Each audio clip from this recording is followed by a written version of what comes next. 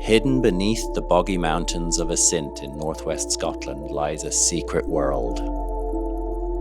This is the realm of dark and mysterious labyrinths which snake and weave their way through the bedrock, sometimes well below the surface. Within these caves lie enchanting chambers and hidden rivers, and I figured they'd make for a fascinating and unusual wild campsite for a winter's night. I'm Feargus. This is the middle of nowhere.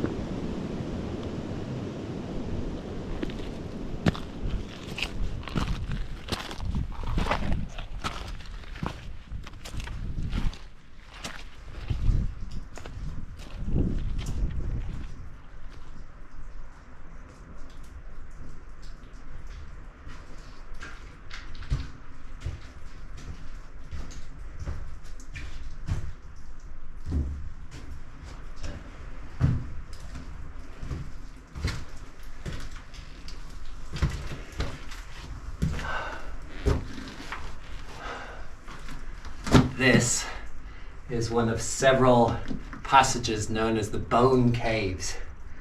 They're a tourist attraction up here that people stop along the North Coast 500 route to hike up here for about a half hour. And then there are 4 or 5 short passage caves which lead into the mountain in this limestone mountain. These chambers have been known to humans for millennia. They were excavated about 100 years ago. Actually, it started about 150 years ago in the 19th century. And people have dug up the remains of charcoal that humans were using in order to cook, and also human remains. So it looks like during prehistory, people were using this as a burial site. Other things that the excavations picked up were the remains of animals. So there were otters, badgers, foxes, hundreds of reindeer once they dug down into the muds that have accumulated here over the centuries, but also lynx, wolves, lots of wolves, and even bears. So those are technically native species to Britain, although they have been missing for centuries, and in the case of the bear for millennia. But once upon a time, long after the end of the last ice age, those species were here, and from time to time they crawled in here to die.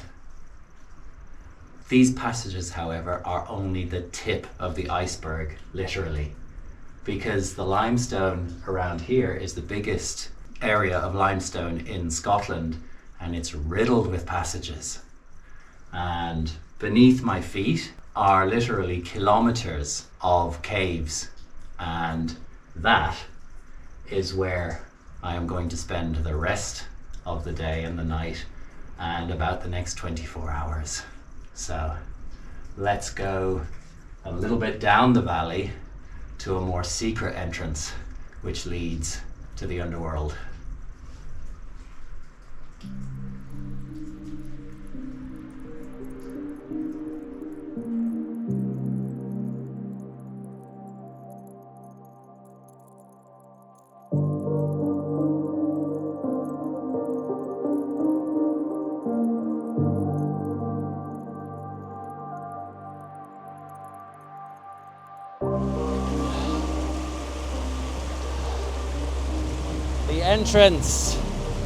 The entrance to the cave.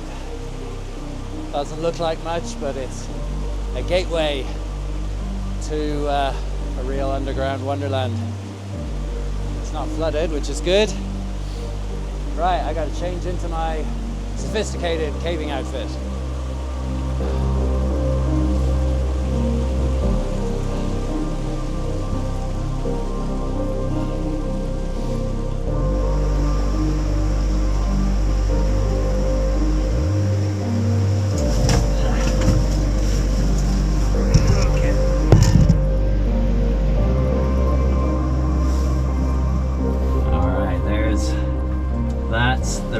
squeezy bit.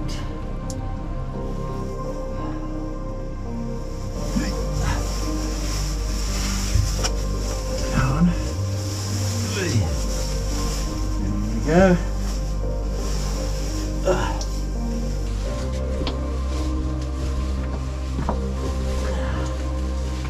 Okay.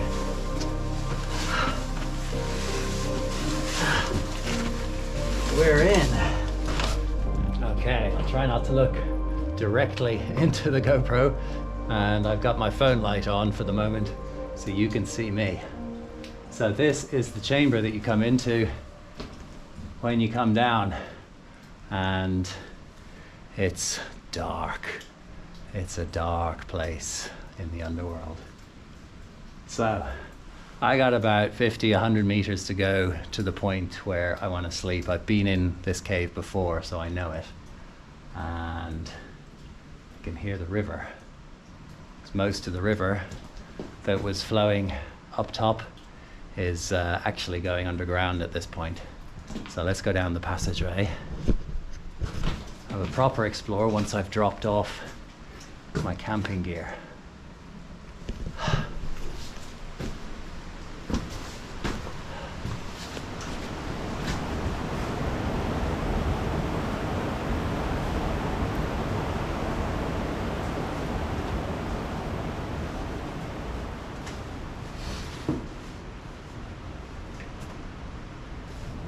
Okay, let's go exploring.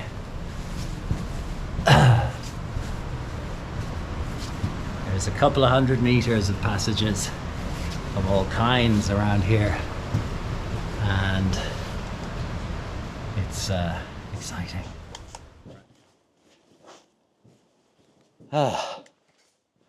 And I said, let there be light. And there was light. Now we can really get a look at the cave. This tube-shaped passage is what's called a phreatic tube.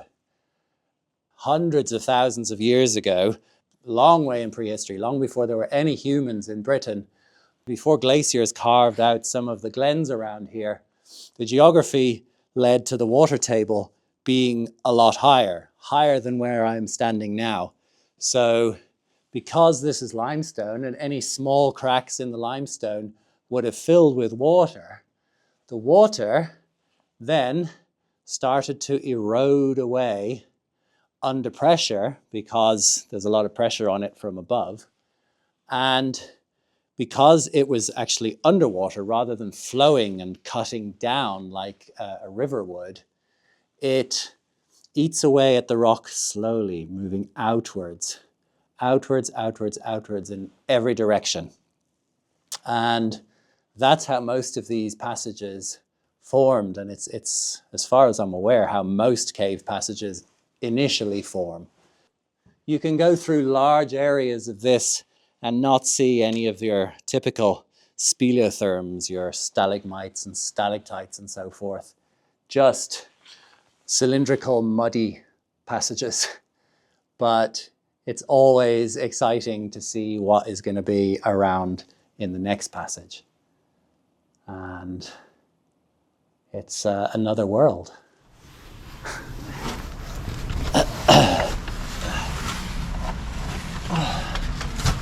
Down. Smaller passage here.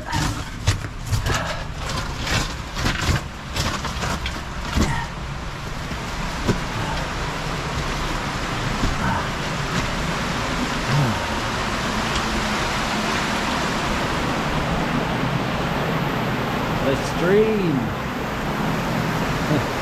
Of course, if you go down, you're going to get to the stream and cross it.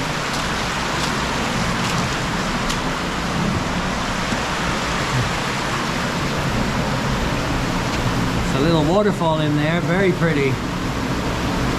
So the streams and rivers are responsible for any current and further erosion and expansion of cave systems around here. Unlike the phreatic tubes, these are being eroded downwards, and they tend to get narrow and V-shaped in a lot of places, although not so much here, because the channel just gets deeper and deeper and narrower and faster. It's not actually the water itself that does the erosion, it's the carbon dioxide which is dissolved in the water. So as water falls as rain through the atmosphere, it picks up small amounts of carbon dioxide, and that makes the water slightly acidic. And particularly in an area like this, where above ground I have lots and lots of peat bog all over the place, and peat is a lot more acidic, so that increases the acidity of the water, and that is what eats away at the limestone over eons and makes these wonderful labyrinths underground. Here, the river is coming through a narrow passage, which is passable, but I don't particularly want to get wet. And then it comes down and down and down along here until it reaches a tiny passage which I couldn't possibly get through, where it carries on down the hill, eventually to come out in about 1 kilometer.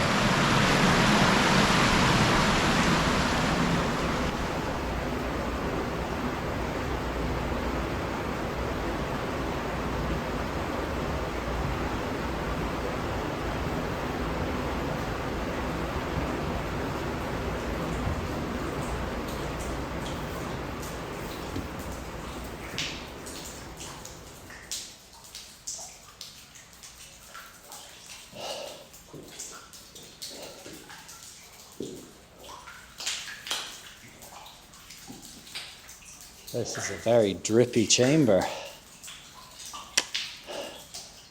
There's puddles everywhere. There's a puddle here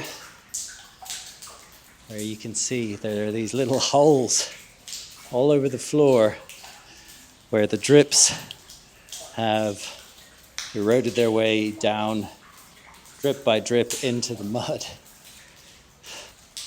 The best puddle is just here next to the camera.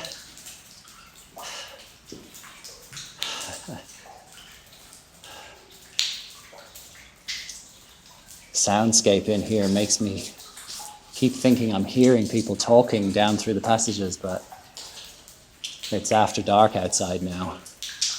There's not going to be anybody else in here. Kind of creepy.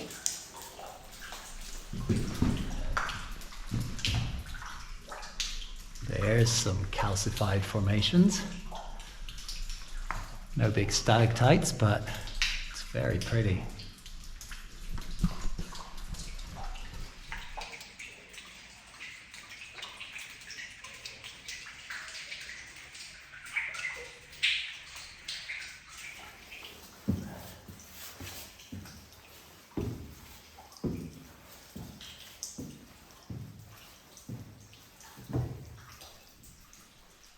And we are in the breakdown cavern with all of its boulders all over the floor. Hence, that's why it's called Breakdown Cavern.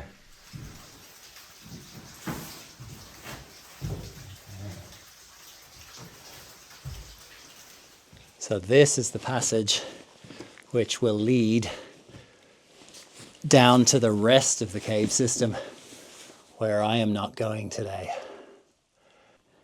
Down there, through that tight squeeze, and it is a tight squeeze, are several hundred meters or more passages, which just goes on and on and on, including a 6 meter high waterfall, which I'd like to see someday. But I am not comfortable with going that deep into the cave on my own, so I'll stick around and call it a day. It's kind of weird. I know it's dark outside, and it has been dark for a couple of hours, but of course in here it's meaningless. Anyway, let's head back to camp.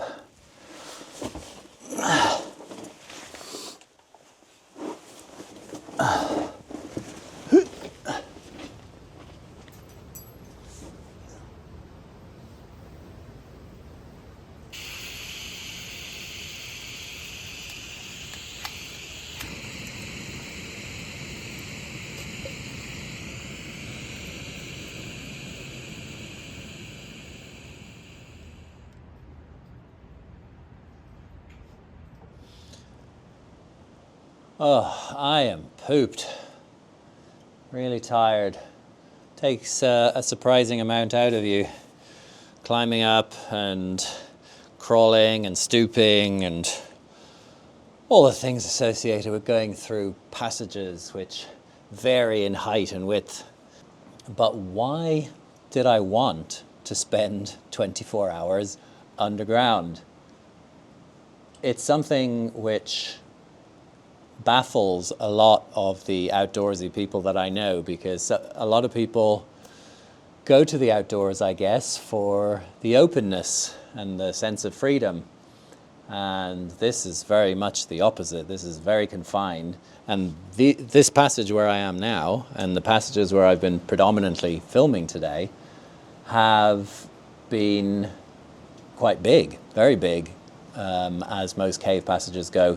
You can spend lots of time caving, squeezing through things where you can barely fit. And that is not something for anybody with claustrophobia. But it's never bothered me. And I find it absolutely fascinating that you can go to these places which can't be looked at from above. You know, you can't take satellite photos of them or aerial photos of them. You have to go in and explore it physically in person. It's awesome. I also wanted to try spending 24 hours or so without any of the usual natural cues that would trigger my circadian rhythm, the day-night rhythm, which is inbuilt into animals for the most part, at least animals which do live on the surface. Because I wanted to see how I would react. It's only one night, so I think I will probably end up going to sleep pretty much at the time that I would normally, about 10 or 11 o'clock, and I will wake up at some point and it will obviously still be dark. So it's a bizarre experience that I wanted to have. I've never done anything quite like this before. Another reason I wanted to do this is because we're only a few weeks past the winter solstice, so still getting dark at 4 o'clock in the afternoon, and I don't particularly like the long winter nights. So by going somewhere where there is no daylight at all, I'm kind of saying up yours to the winter nights. I am going to go where the sun doesn't shine. And on that note, quite appropriately, this cave is called the Allt Nan Uamh Stream Cave. And most people abbreviate that humorously to anus. So I really am where the sun doesn't shine.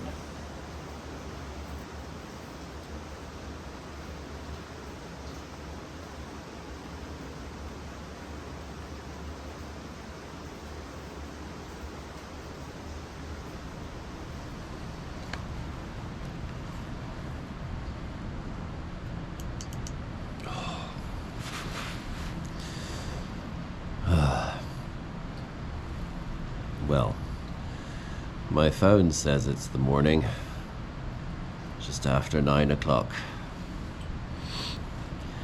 It's still dark. How did I sleep? Not great.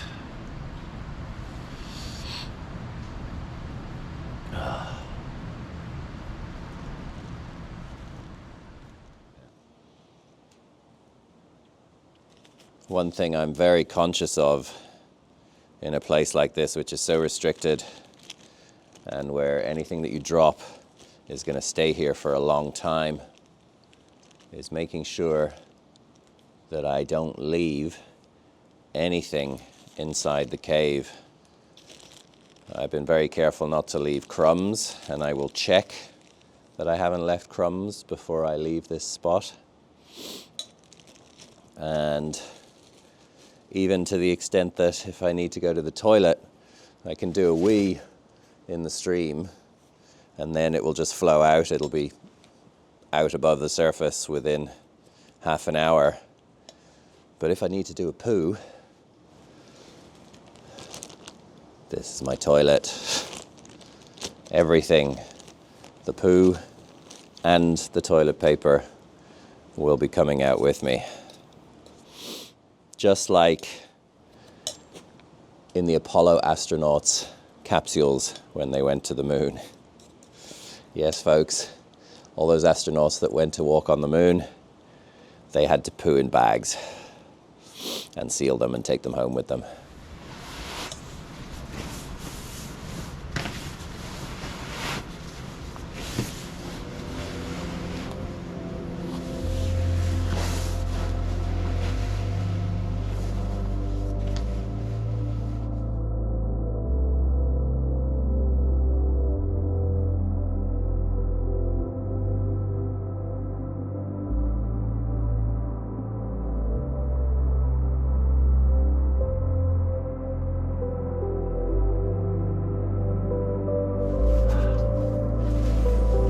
Daylight.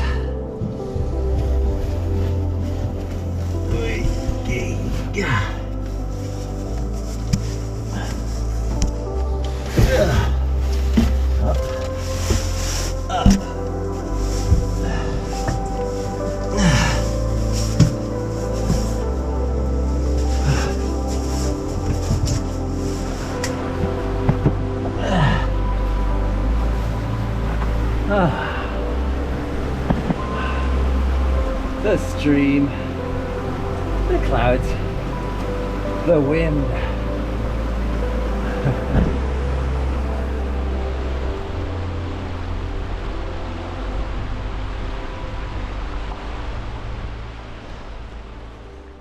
It may be a relatively dull January day, but coming out of the absolute darkness inside the cave, and the only light that I had was whatever I was carrying, you can really see that it's actually quite a relief to be surrounded by light.